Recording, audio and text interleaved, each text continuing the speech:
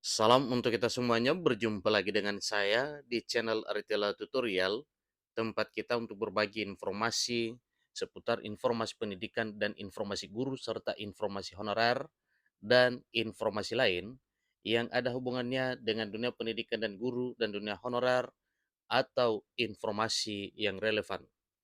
Pada pertemuan ini saya menyapa seluruh Bapak Ibu setanah air Indonesia, mulai dari kalangan PNS, TNI, Polri, demikian dengan para guru dan para siswa, di mana salah satu program calon presiden nomor urut 2 pasangan Prabowo Subianto dan Gibran Rakabuming Raka, yaitu ketika nantinya sudah dilantik menjadi presiden dan wakil presiden Republik Indonesia, maka ada satu program unik yang belum pernah ada sebelumnya, yaitu untuk makan siang gratis. Nah, Bapak Ibu, terkait dengan hal tersebut tentunya itu membutuhkan anggaran negara yang cukup besar.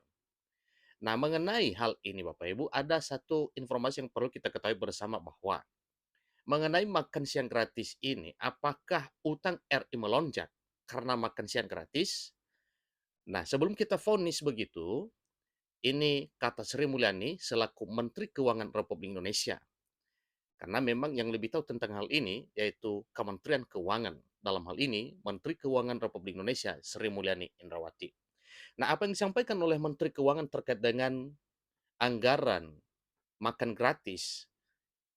Mari kita simak informasi berikut sampai selesai. Dan bagi Bapak Ibu yang sedang menonton, demikian Bapak Ibu yang mungkin baru menemukan informasi melalui channel ini, jangan lupa dukung channel ini dengan cara like dan subscribe, share, dan komen, serta nyalakan tombol notifikasinya supaya semua informasi yang disalurkan melalui channel ini selalu update di layar Bapak Ibu. Tanpa basa-basi lagi, langsung saja pada informasinya. Jakarta CNBC Indonesia memuat satu informasi penting terkait dengan anggaran untuk makan gratis.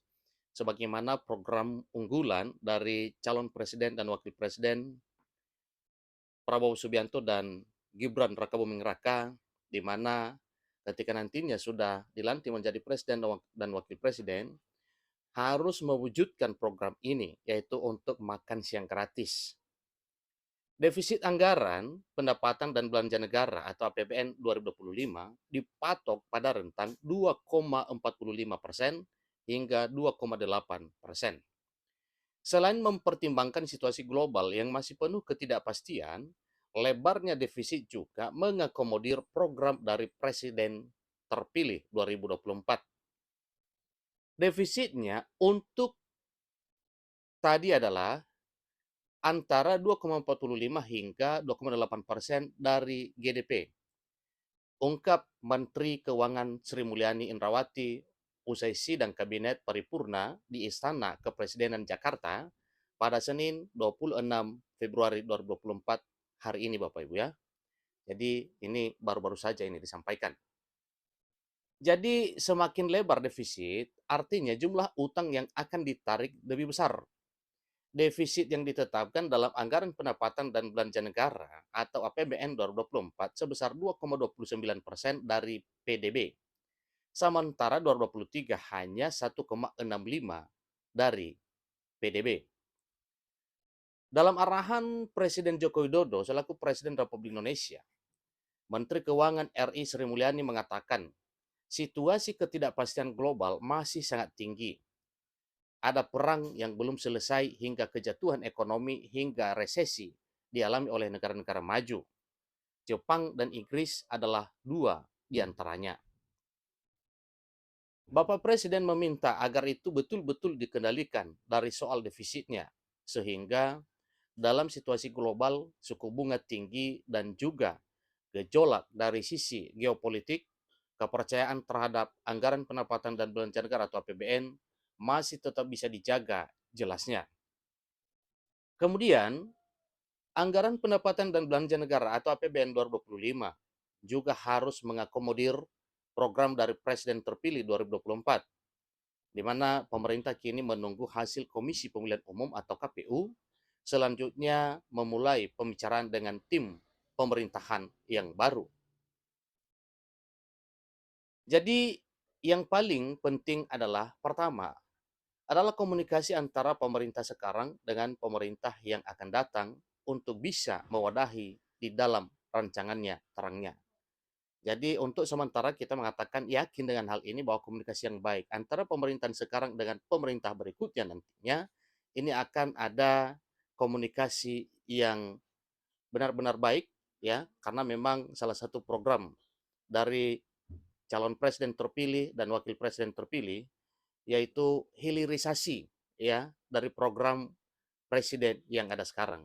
Nah, tentunya terkait dengan hal tersebut, semua program itu akan dipelajari dari sekarang bersama dengan presiden yang sedang duduk sekarang ini.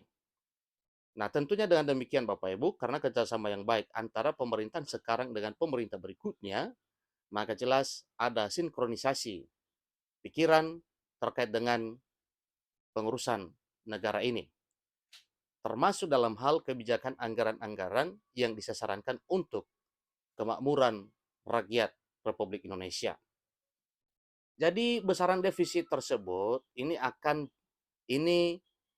jadi patokan bagi Kementerian Keuangan RI untuk merancang belanja dan penerimaan negara pada tahun 2025 ke depan, termasuk program dari Prabowo Subianto dan Gibran Rakabuming Raka yang sementara ini unggul pada perhitungan Komisi Pemilihan Umum atau unggul di KPU. Jadi kita yakini Bapak Ibu bahwa pasangan calon presiden dan wakil presiden nomor urut 2, pasangan dari Prabowo Subianto dan Gibran Rakabuming Raka bisa menjadi presiden dan wakil presiden sebagaimana keputusan resmi KPU-nya nantinya ketika sudah sah semuanya tanpa ada persoalan-persoalan. Pengalaman dari apa yang telah dihasilkan cukup luar biasa, hampir 60% suara masyarakat Indonesia atau mandat rakyat Indonesia itu dilimpahkan di pundak calon presiden dan wakil presiden terpilih, yaitu calon presiden Prabowo Subianto dan calon wakil presiden Gibran Rakabuming Raka. Cukup luar biasa Bapak Ibu ya, ini perolehan yang cukup luar biasa. Hampir 60% dari ratusan juta masyarakat Indonesia memberi mandat yang luar biasa kepada pemimpin negeri ini mulai Oktober 2024 sampai 2029, artinya untuk jangka 5 tahun ke depan. Nah, tentunya itu adalah suatu hal yang luar biasa ya. Kita doakan dan kita dukung program terbaik dari calon presiden dan wakil presiden terpilih supaya dalam hal memimpin negara ini berjalan dengan baik sebagaimana amanat rakyat dan ridho dari Tuhan yang Maha Kuasa. Semuanya sudah masuk di situ. Ya, ini mengenai anggaran tadinya, semuanya sudah harus masuk di situ, nggak ada yang on top. Jadi gitu ya. Jadi di dalam defisit itu sudah termasuk seluruh kebutuhan kementerian lembaga dan berbagai komitmen-komitmen yang ada pungkasnya. Demikian informasinya Bapak Ibu. Satu hal lagi mengenai defisit yang dibicarakan, tentunya dibanding dengan dampaknya yang sangat positif dan luar biasa, sangat menyentuh seluruh rakyat Republik Indonesia, tentunya itu demi kesejahteraan dan kemakmuran rakyat. Demikian informasinya, sampai ketemu pada informasi berikutnya. Terima kasih.